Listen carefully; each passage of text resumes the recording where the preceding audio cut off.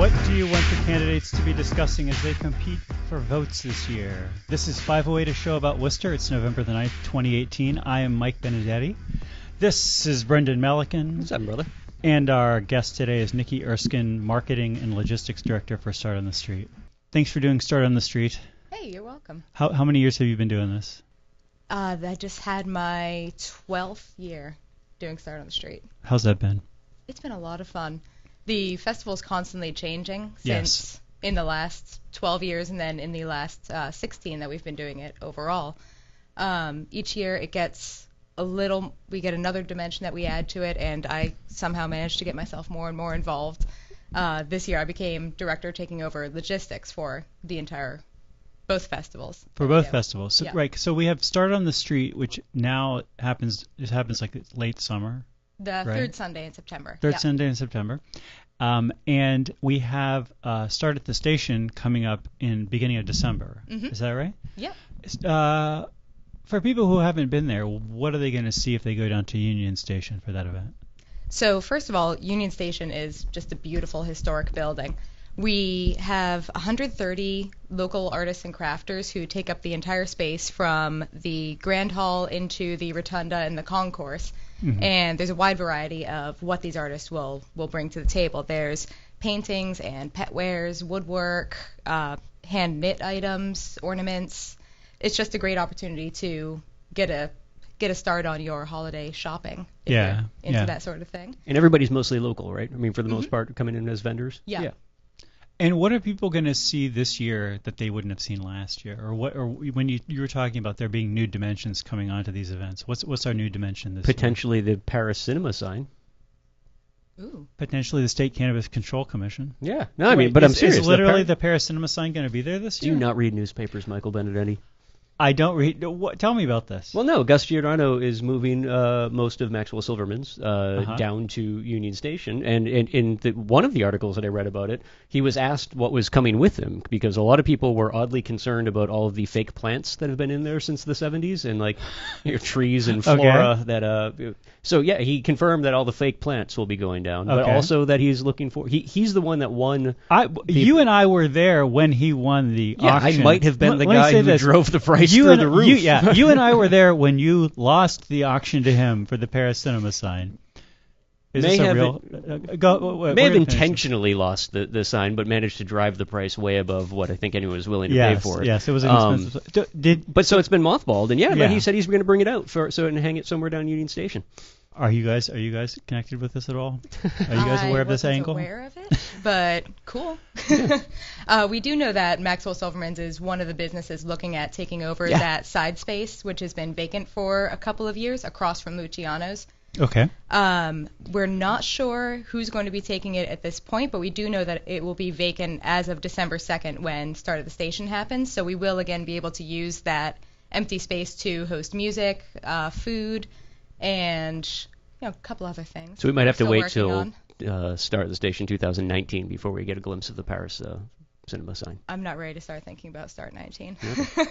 Mike, you and I will think about the Paris Cinema sign for the time being. I have an idea. It might be a legitimate caller, so let's give him a shot. Let her rip. Hi, hey, everybody. Hi, how you doing? I'm good, Mike. How are you? Good. Is this Tina Zloty? It is. One of the co-creators of Start on the Street? Yes. Tina, is the Paris Cinema sign going to be available for viewing at Start at the Station 2018? I'm sorry, could you repeat that question? Is the Paris Cinema sign going to be available for viewing at Start at the Station 2018? That seems to be what we're debating right now. Well, I know, but Giordano has that. I know, but he said he's going to be moving it down there. We're just trying to figure out the timing. I think that could be the programming could all be circulated around the re-unveiling of that sign. I did not know that he was re-unveiling that sign, so I'm going to assume it's not going to be happening at Start. All right. There's so much going on at this station. I was just reading this week about the State Cannabis Control Commission is moving into Union Station. Mm-hmm. This is really going to be an exciting year for Worcester in general. Hey, Tina, I don't know if you were just listening to the radio interview. We were just trying to ask about what are some new aspects of Start on the Station this year that people who've been there before will notice. Do you have an answer on that one? Nikki's got a whole list of things. All right. Go ahead. I'll defer to her. Oh, go ahead. Okay. Sure. So in addition to a number of artists that are new and also some returning favorites, the music that we have going on is pretty exciting. Okay. For the first time, we'll be having Gracie Day, who is she's a mixture of rock, soul, and country. She's been the winner of and nominated for a number of local music awards. So we're excited to finally have her perform for our guests. We have Albino Umbi, who is African rock and roll, and Morgan Minsk, who is self-described as India.re meets Joseph. I'm not sure who the Joseph is, but okay, it's pretty fun stuff. Then we also have the Clark University Chamber Choir, who will be performing in the morning, and we're hoping to get them into the rotunda as well. Are they gonna like sing Christmas songs and stuff? We'll see. Yes. That's gonna be so great. That's what it needs. They go to the second floor in the rotunda and sing down like into the room. It's beautiful because it carries just beautifully through the space. The acoustics are awesome. I don't know if Nikki told you that we have that lounge again this year, and this will probably be the last time we'll have it, because I think as Brendan said, Gus Giordano has gone to the board and asked to take over Biblos, so that he'll put something in there. Did you have a choir singing Christmas carols in the past? Yes, last year. I missed that part.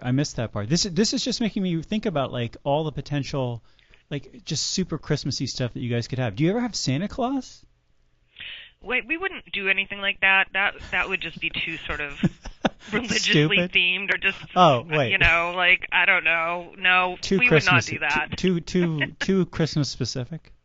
Yes, we're a holiday show, and that's sort of what we speak to. Okay.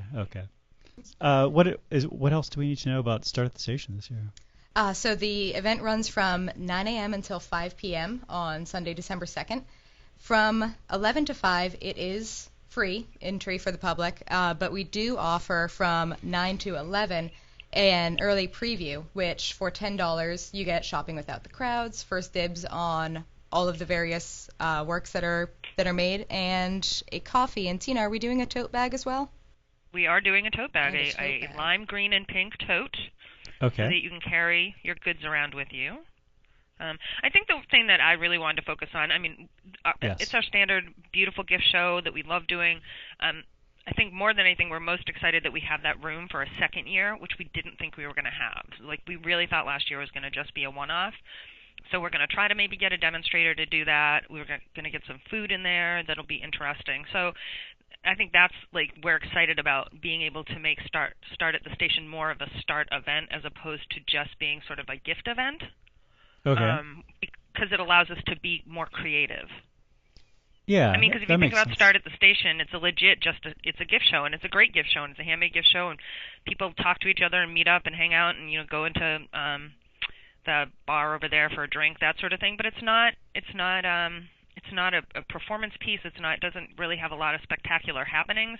So the fact that we get to do a second year of happenings is really, makes us all very happy, makes Gabe very happy, and it's always important to keep your Gabe happy. Of course. You do have to keep your Gabe happy. You can't get grouchy. Mike, one of the things that I always look forward to at Start on the Street is where I'm going to find you standing mostly perfectly still for an entire day, getting a terrible sunburn, usually in some sort of weird hat, handing out copies of Happiness Pony. Now that we know there's no Santa Claus competition, where can guests expect to find you dressed as Santa Claus handing out free copies of Happiness Pony at Start at the Station this year? Start at the Station is not that kind of event. The first year that it happened, I remember going down there thinking, I'm going to check out the configuration and see if this could work. And, it doesn't work that way. There's just not a lot of dead spaces or ambiguous spaces or...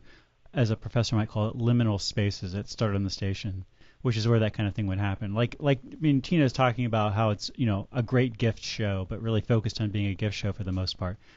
It's true. There's not space for anything else. There's barely, it is a super crowded, super crazy, not crazy is the wrong word, super crowded, very energetic, very exciting event to be at, but it doesn't have, that same level of unpredictability Start at the Street has. That's my opinion. I don't know. Mm-hmm. Which is hard to disagree with. In fact, you mentioned how it does kind of get a bit cramped. That's something that we addressed a couple of years ago by making the artist spaces a little bit smaller so that we can have wider walkways. Okay. Just to cut down on that feeling of claustrophobia that people can feel. But something that we've been dealing with for a few years now is that we've unfortunately kind of outgrown Union Station. Yeah. Every year we get more and more applications for people who want to vend at the event. And I think this year we had over 400 applications for 130 spaces. Wow. That means that more than a third of the people who want to be involved, we just don't have room for. And, we look around Worcester and try to find somewhere else that we can host even more artists and have more of those side spaces where we can have music and food and performance and interactive items like we do on the street. But we're kind of crunched. Yeah, and I mean, we looked at DCU, but it's just way too expensive. I think we need to do is because the marketing writes itself. It's start at the Xxxtreme. Forget this DCU crap. We're just going right back to the Xxxtreme, and as a part of a ploy in remarketing the venue as what it's supposed to be, they're going to give you a giant discount. I think I can speak freely for them. They're going to give you a huge discount just for starting to bring back the name Xxxtreme. So start at the Xxxtreme, 2023. Veg Worcester, the Veg Fest, which I've been very involved with, has a similar problem where they went from venue to venue. Some of the venues were good, some were less good. They finally got to do the DCU, which was actually large enough for them, but then it quickly became not large enough for them, and is also on the expensive side. And at this point, it's just kind of like if you want to do the Veg Fest in Worcester, you got to do it at the DCU, or else you would have to make it a lot smaller of an event. And it sounds like Start on the Station is having this same problem, where if there was a larger thing that was like Union Station, that's where you would be. Right. Mm-hmm. Right. And part of what we like about Union Station is it's just a beautiful space. It is a great space. I mean, the DCU is a terrible space physically, very, very discouraging space. It doesn't have the character. It has no. Yes, it has whatever character it has is a negative, sad, angry character. It's funny to me. Both these organizations are very similar in that they were just sort of created, like almost out of whole cloth by Worcester people who just banged their head against the wall for a few years saying like, we should have an arts thing, we should have a vegetarian thing, and like at some point very very early on sort of tapped into this vein of energy and then just created these like 10,000 person, multiple tens of thousands of person events once or twice a year in the city. Do other cities have the same problem where they just don't have a large enough space for these kinds of events, or do other cities have spaces that we don't have? I haven't really looked into what other cities have done. I mean, it's probably something we should really research. I know that Boston has SOA, but they also have Cyclorama, so they have a relatively big space there. Okay. Although Nikki did come up with a great idea. Since Gus Giordano is shutting down Maxwell Silverman's and he's taking over Biblo's Lounge, what if Start in the Street took over that whole building? I don't know if it's big enough, but he's got 2 floors. What building are you talking about? Where Maxwell Silverman's is now. Maxwell Silverman's current building. That's my landlord, so if you ever want to have a conversation, I'll be happy to introduce you. I know that Gus doesn't own the building. Gus is a tenant over there. Oh. See, you learn something every day on 508, a show about Worcester. We don't know what's going on there. That's good. Well, I know what's going on. It's my landlord. He's a nice guy. Okay. I know that I've heard people, not official people probably from Start on the Street or from Veg Worcester, but I've heard people who are part of those events, sort of spitball ideas around, like should our organization just buy some sort of large building in Worcester and renovate it and use it twice a year and rent it out the rest of the time? Like considering how expensive it is to rent these places and how inadequate they are size-wise, would it kind of make sense to do that? I think the answer is no because it hasn't happened. But it's funny just like hitting up against that kind of a barrier. Well, I think before we would even consider buying a piece of property, we'd probably want to get 1 or 2 full-time employees because this is, completely an extracurricular effort for us. Veg Worcester's probably in a similar situation where they need to have a little bit more as far as paid hours in there. But that is something that it doesn't hurt to have the conversation with Veg Worcester and say, hey, we're both in a similar situation, and then maybe approach the city and say, all right, what can you do for these 2 amazing events that you use as publicity for your city? This baseball stadium doesn't have a roof, right? It does not. No, it's an open-air stadium. But yeah, it does not. But if we put a roof on it if we buy once or twice a year. If we buy enough tarps, we can string them all together. Or just one large tarp. Yeah. Or if we get Polar to make it out of recycled bottles. That's a brilliant idea. It's a brilliant idea. Is there anything else yeah. Go ahead, Tina. Well, interesting you brought up the baseball stadium, though, because someone from the city, who shall remain nameless, mentioned to me directly that they are, in their contract with the city, they're supposed to be offering that space to interesting and unique organizations to do interesting and unique things in that space. Yes. So what about stART at the stadium? Boom. Perfect. Of course. So is that going to happen? I don't know. When probably a spring event? Most likely, or like spring or an early summer. All right. But or even, I don't know. It was just someone just told me about it, so I thought that was interesting. That's a great idea. You heard it here first, ladies and gentlemen, or I heard it here first at least. Start at the stadium. This is great. This is a great idea. Spring so 2029. All right. Well, Tina, thanks for calling in. And thanks for having us, guys. Have a good one. Absolutely. Bye. Bye. And Nikki, you can. I hope you will stick around, but if you have to leave, I can hang out. You can also leave. Yeah, please do. Yeah. I want to talk about while you're here for the rest of the show, the less you know about something, that's where we want you to actually insert yourself, because we have no idea what we're talking about at all. So just anytime you can make something up and sound at least reasonably confident that what you're saying hits the mark, carry on. I find all my best ideas come from men in orange hats. So yeah, there you go. Let's do it. You know, we have a few minutes, right? So I want to start talking about the election, and especially this question: what do you want the candidates to be discussing as they compete for votes? This has been a question that has, in past Worcester City election cycles, we have actually focused on that question, and I never felt like we really came up with a great answer to that. But looking back on it, I feel like the years that we focused on that were the years that our election coverage was the best. That even though we maybe never have this revelation of, of course, these are the three top issues, like focusing on the issues while covering the campaign makes that campaign coverage better and makes the interviews we do with candidates better. So this is a question which, if people want to call in, you could call in at 508-471-5265 and tell us what issues you're probably going to care about for the 2019 election. This is something we'll also ask guests. We'll also ask people in person. Probably we'll have Are there Facebook polls still? I think there are Facebook polls. We'll probably have a Facebook poll around this. The polls only give you 2 options now, though. 2 options, yes or no. Those are the issues. Do you have it? I'm trying to even think of what my sense of the issues that I want them to be talking about are. Stadium oversight? Not really. A year from now, that's not going to be relevant. Not really. What do you think, Brendan?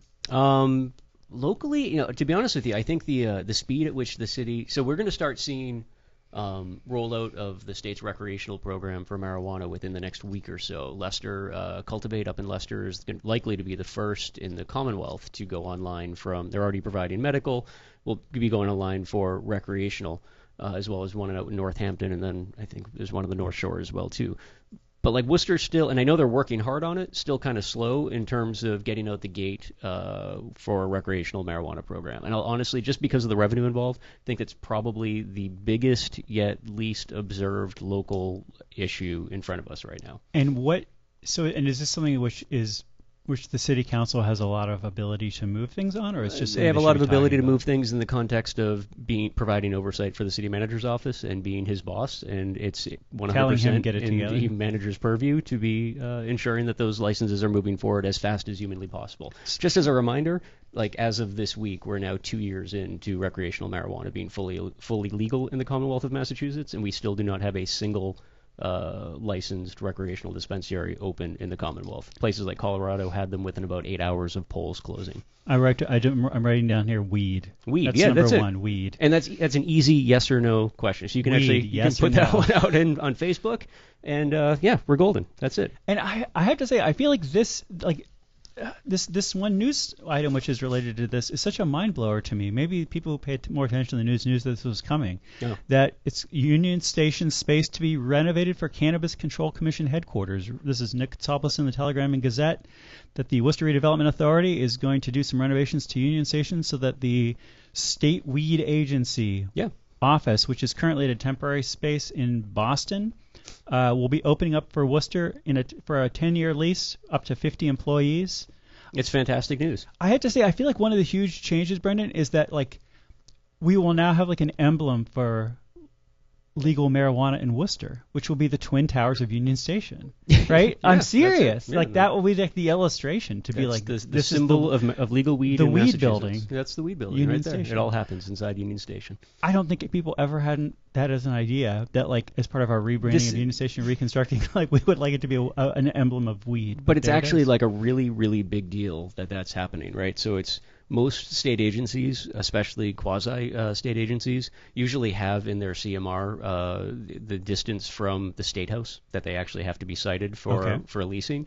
And it's only within the last couple of years that you've started, or it's the last decade or so. I think a lot of that actually the conversation really started when Tim Murray was lieutenant governor, and trying to find ways to bring state agencies, especially newly created agencies, into Central Mass when appropriate. And it makes total sense, right? Like if you realize how many state agencies have their offices not on Beacon Hill, but down like Lower State Street, which the United Nations just told us like 2 weeks ago is going to be mostly underwater in 12 years.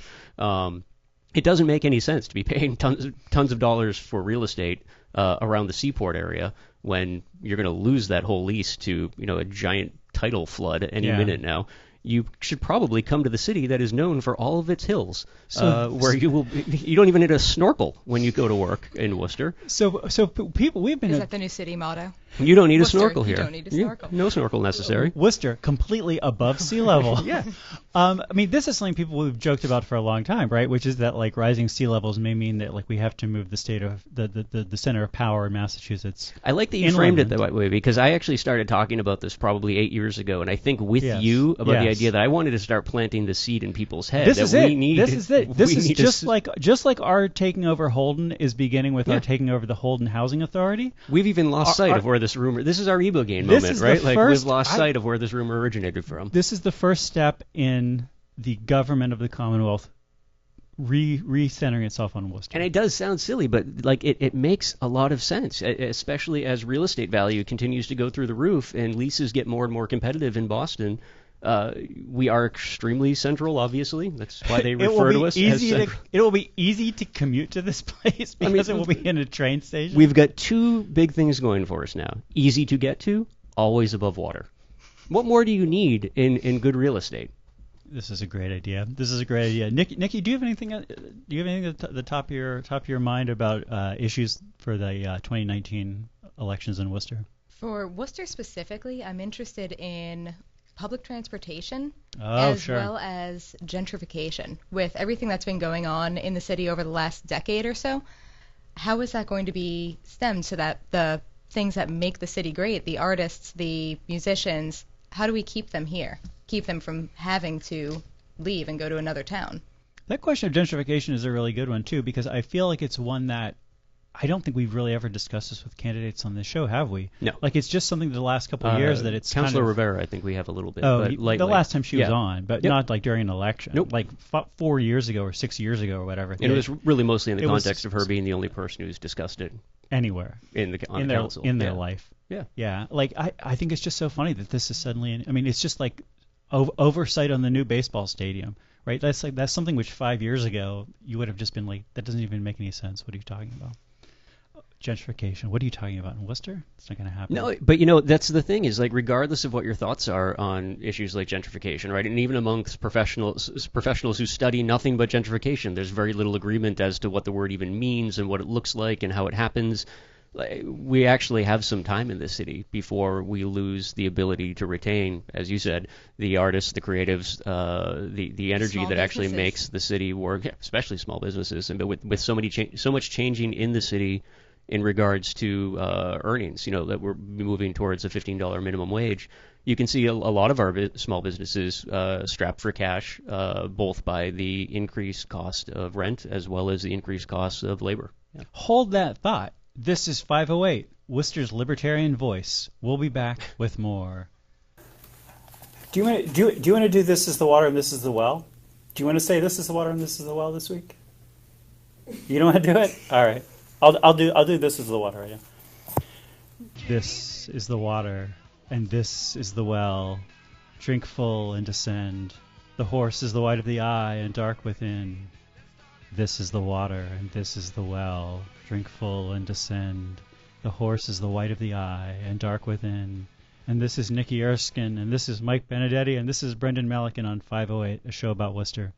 You know, Brendan, last week Gabby and I were talking about our mutual admiration for Twin Peaks. She really likes season 2 way more than me. I didn't know you were a Twin Peaks fan.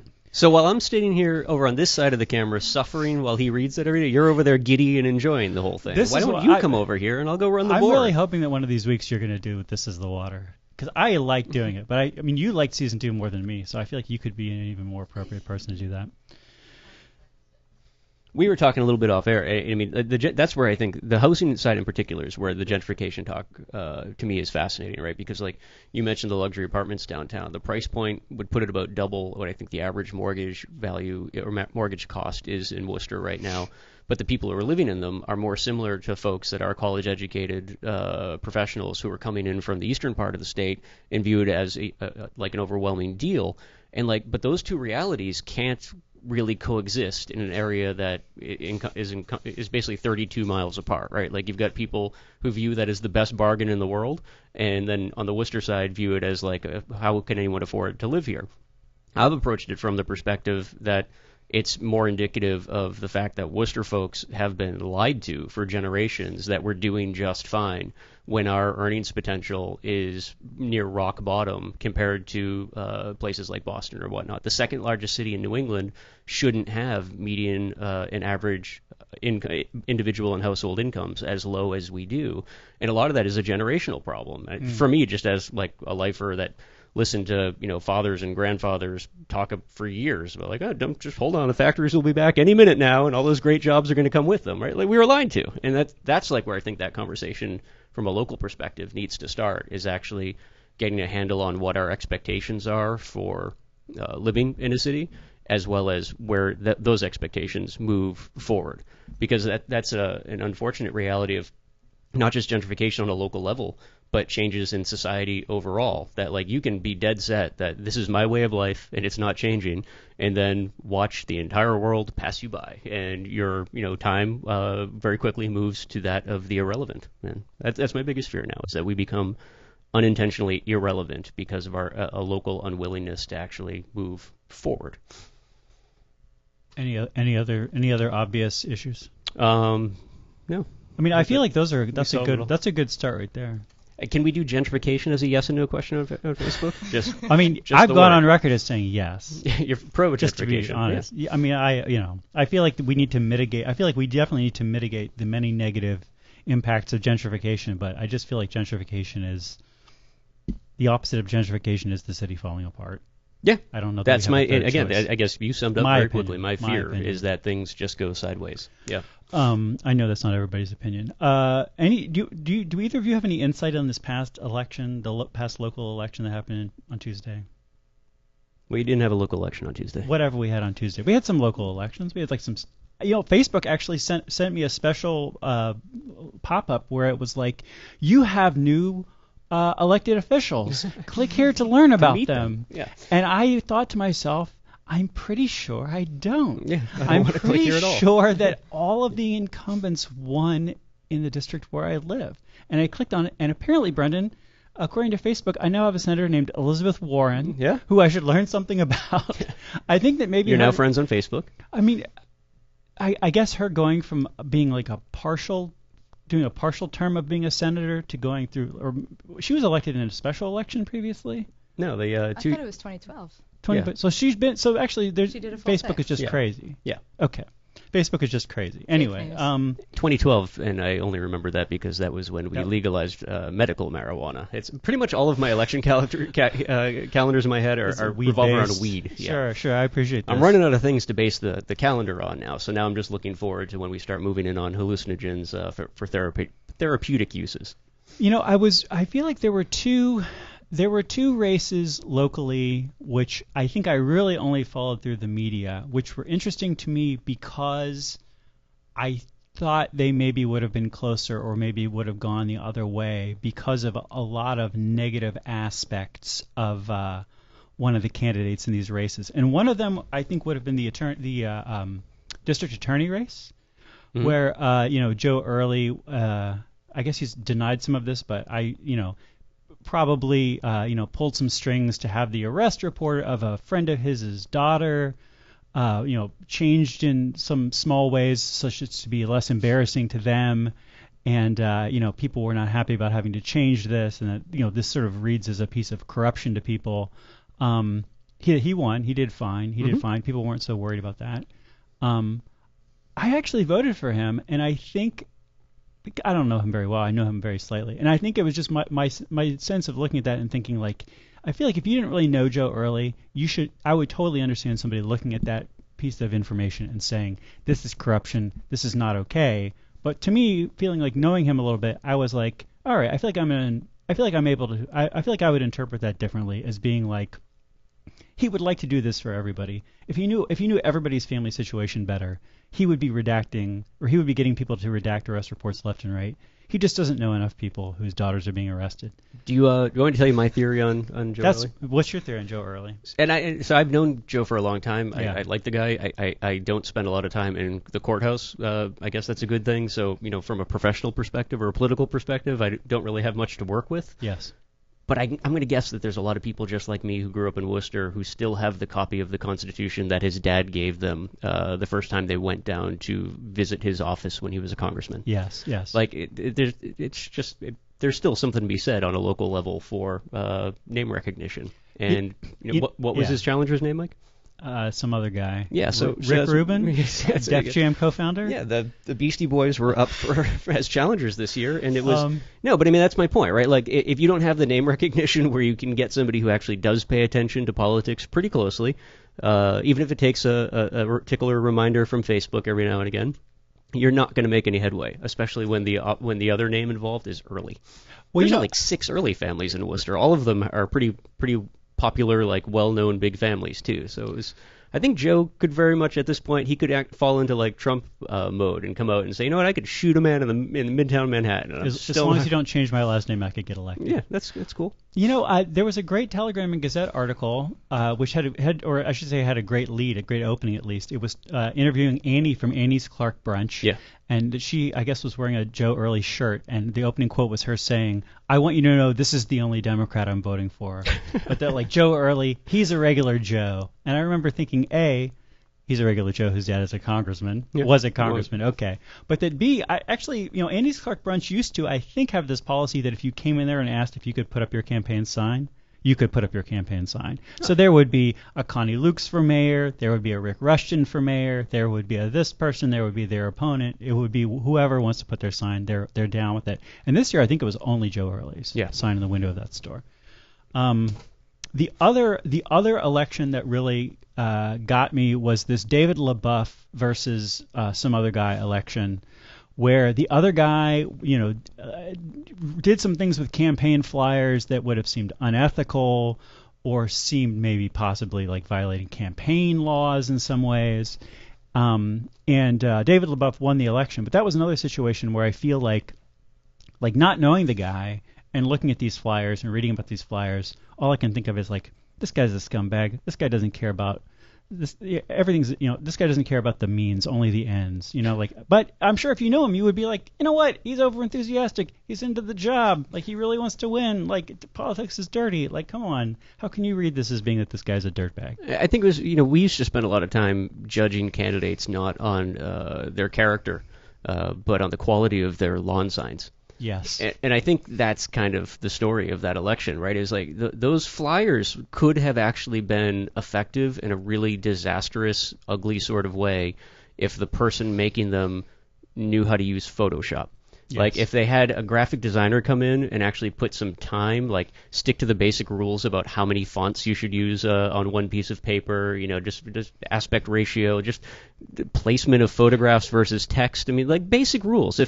And the sad part is, from what I understand, the moron who paid for all the flyers, who isn't from Worcester at all, is very wealthy. So, like, probably could have afforded the graphic designer and just didn't bother. Those could have been a really effective home run if you just did it right. I've heard this complaint before, Brendan, that they look like they're a bad Photoshop design. And let me tell you, as someone who is a incompetent Photoshop user, I ended up getting caught this morning spending 15 minutes re-photoshopping it, doing a bad photoshopping of it, and I don't think it's much worse. So I think it is literally a bad Photoshop It design. is, though. I mean, they may as well. I mean, one of them, like you had pointed out, I mean, was a couple weeks ago, is like David standing in a dump holding a sign about, like, you know, I don't know, like he was going to be driving illegal immigrants to Worcester or something, that like from Guatemala. It was just some completely absurd nonsense. They could have just had like recreated a Where's Waldo scene with David in the middle of a caravan or something, and gotten more traction and had something that was more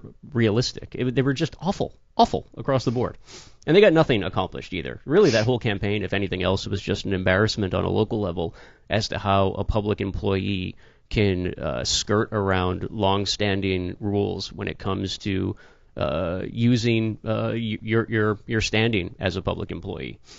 And I'm looking at this, and I'm just like, I want to ask you, like, how does anybody vote for LeBoeuf? Because here's David LeBoeuf, for the people at home, standing in front of what appears to be an Ewok village. Clearly loves Ewoks. Holding a sign saying, Return of the Jedi is the best of the original trilogy. Yeah. And I have it on good record that David actually believes that. And yet, how much would he get? 65% of the votes? He got 65% of the vote. Yeah. How is it that people in this city are? I don't know. He actually modeled his goatee on Old Ben's goatee from the original Star Wars when he was still kind of hanging out in the desert, Tatooine. I never think of him as such a goatee guy. Is this like his thing now, or is this just? I don't know. We're obviously having fun with David. David, if you're listening, which you're probably not because you like work and have important things to do, like the state's business now. But if you are listening, we need to have you come on one of these days, and we'll talk about terrible Photoshop. We'll talk about goatees and Ewoks. Yeah, it'll be great. So I got to ask. You said he got how much % of the vote? 65, I think. So I would think of that as an argument for a high turnout of youth. Yeah. Because Return of the Jedi is where the Ewoks are, and based on a theory from How I Met Your Mother, there's a line of if you were born after, I think, 1983, you thought the Ewoks were cute because you were a kid when this movie came out. Yeah. If this wasn't discourting... No, that's I think actually. we probably had a good youth turnout. I think that's a valid argument because that was when Lucasfilm went all in and started moving away from just like hard plastic action figures to like plush dolls, and the Ewoks were the catalyst for that. So like it was almost like a parallel to Cabbage Patch Kid dolls in that era. Everyone had like younger than me anyway. I remember seeing them walking around had those dolls. And congratulations, David. We need to go to a commercial break. Perfect timing. This is 508, Worcester's Week by Week Good Faith Survey of Evidence. We'll be back with more. There's no evidence here. Faster than a struggling turtle, more powerful than Gary Rosen, able to leap tall juggalos in a single bound. Look, down on the ground. It's a germ. It's a worm. It's 508. Bursting from the subterranean depths of Wormtown like the mighty Shai Halud. It's 508, a show about Worcester. With Worcester's Clark Kent, Brendan Melican. Hi, Brendan. How are you? Great. I feel like the camera moved, honestly. Worcester's Jimmy Olsen, Michael Benedetti. And Worcester's some other lady from Superman, maybe Lois Lane, maybe Supergirl, Nikki Erskine. I don't know enough about the Superman I'll either. go with Lois Lane. I'm not going to wear spandex. Worcester on the road to driverless vehicles, writes Cyrus Moulton in the Telegram and Gazette, that Worcester is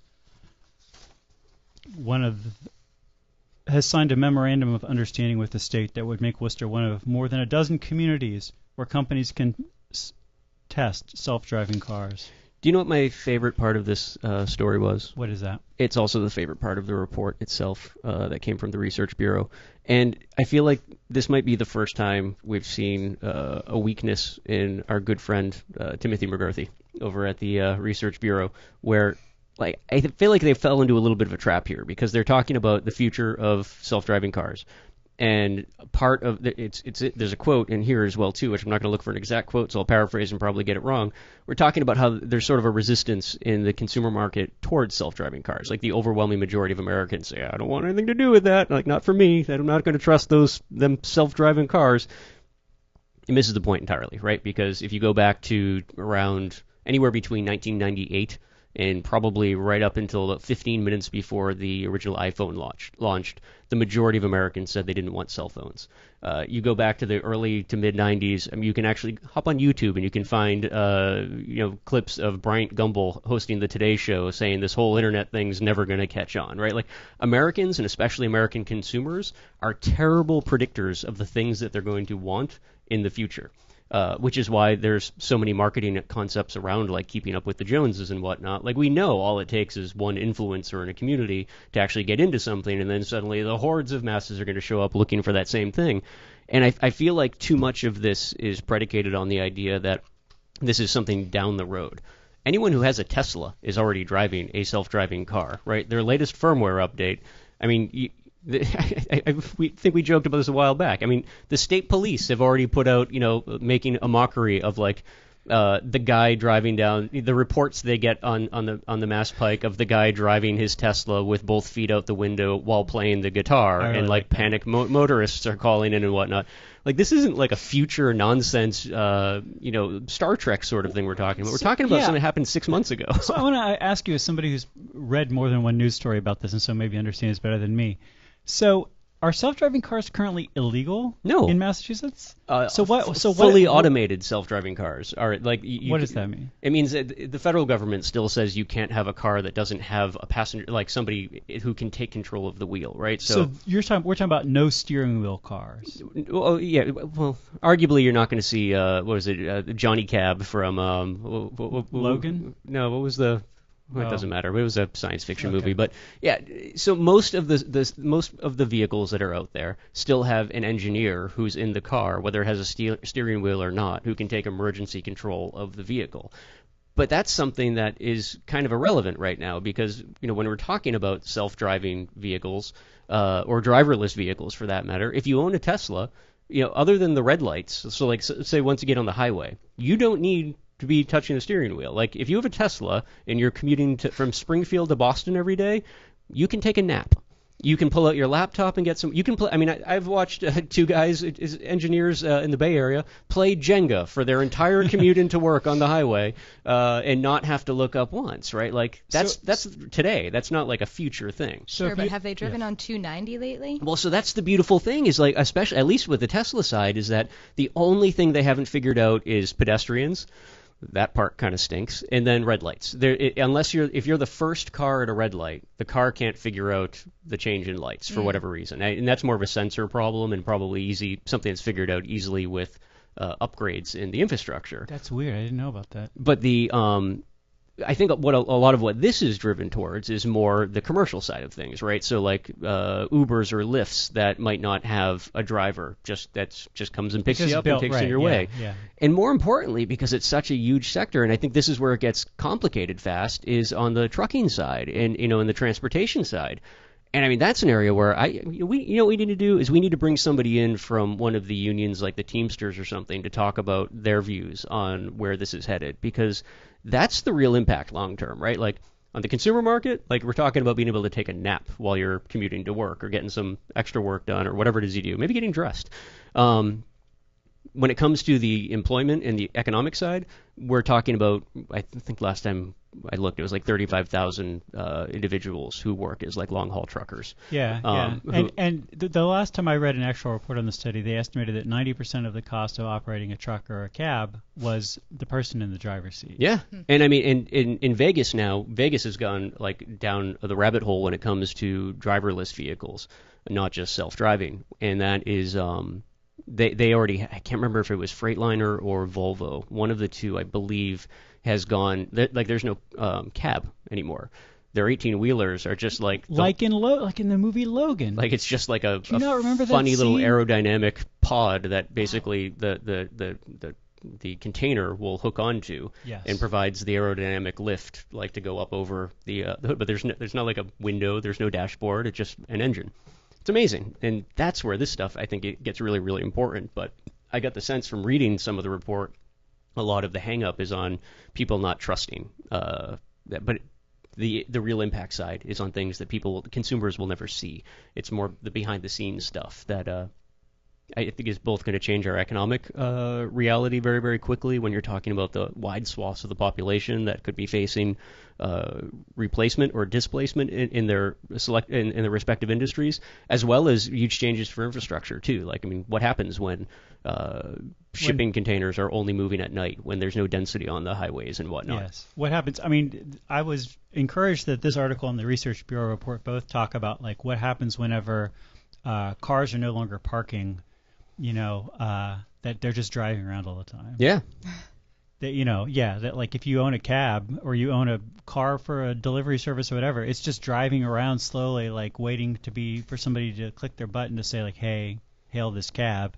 It never needs to park. Those are my two wish lists going into 2019. We need to get Tim McGurthy on to talk about this report, because I think this is probably one of the bigger reports that they've put out in his time there in terms of long-term impact to the city, which is a transportation hub, right? Like, I'm not saying these things like in a crazy hypothetical way about our large economy. I mean, like locally, like this is our economy. We're still, there's a reason we've got that CSX rail system that rolls in here. Every one of those shipping containers is getting on the back of a truck. Like, it's a huge impact on our local economy. And then I really think we should try and find a way to bring somebody in from one of the, if they're not the Teamsters, one of the other unions or outfits that oversees membership that this would impact. Do you have a perspective on self-driving cars or an anecdote, or do you want to try to clarify this Ewok thing instead? I think I'll go with the self-driving cars. Yeah. Beyond the career truck drivers, it also would impact younger kids. High school, college age kids. Think about somebody who's driving pizzas, like driving pizza delivery. I saw a video maybe a month ago of a driverless car that pulled right up to somebody's house. It was a Domino's car, I think. And the back window rolls down, and the pizza comes like out of the oven in the box, so it's all hot and toasty, and then it just drives off. Like, that's college money. That's I don't know, prom money, comic book money, whatever. Yeah. That young people aren't going to be able to earn, but that's a real quick way for the corporations to take that money off. We're also going to have a generation of terrible drivers, because during those formative years when they can both best learn the cognitive and physical skills of driving, they're not going to be driving very much. This goes right back to because their parents are going to be like, take the robot cab. Oh, you're not taking my car. And then they can play on their phones. There you go. This goes right back to what we were talking about earlier, though, when it comes to, I was a huge proponent, even as a business owner, a huge proponent of the Fight for 15 movement. But I couldn't get many people who were involved with the movement, especially on the political side, to even acknowledge the reality that there are huge impacts there, right? Like, anyone that is a fan of the Fight for 15 movement, again, which I consider myself one of you, who has not been reading like the quarterly earnings reports from every fast food company in the country that are talking about their not just their intention, but their ability to move to automated systems starting now. And those systems are first to go in the states where you've got a $15 minimum wage, because the technology's been around since the 50s. It only becomes viable from an economic perspective once employee costs get so high. Right. And it doesn't change my opinion on living wages, but it changes the math across the board in terms of economies of scale, especially for younger folks or folks that don't have high educational attainment levels. Yeah, automation is a huge concern on top of outsourcing when it comes to, just being able to get your feet under you and make That's why it anywhere. We need universal basic income. That's for our 2019 list for city UBI. councilors. UBI, we're going to make Worcester a pilot program for UBI. You know what we can do? Let's just start that rumor like we did with moving all state government to Worcester. Mike, I heard that one of the things that's going to be looked at after the 2019 election cycle is universal basic income in Worcester. Is a pilot program, much like they've done for the last 2 years up in Sacramento, California, where the mayor started an initiative to make Sacramento a pilot city for UBI on a local level. I've been hearing a lot of people saying that their plan is to do the same thing in Worcester after the 2019 cycle, so going into 2020. Something we'll have to keep an eye out for. I know. It'll be a big surprise when it happens. How many minutes do we have? I think we're over. We have 0 minutes. This is 5:08. Thanks for listening. Nikki, thanks for being on the show. Thanks so much for having me. Thanks for doing Start on the Street, Start on the Station. One of the best things in the city of Worcester. Thanks for making the city of Worcester Without a doubt. Awesome. Hey, thanks for coming. Everybody at home, thanks for making the city of Worcester awesome. Gabby, you too. We'll talk to you next week.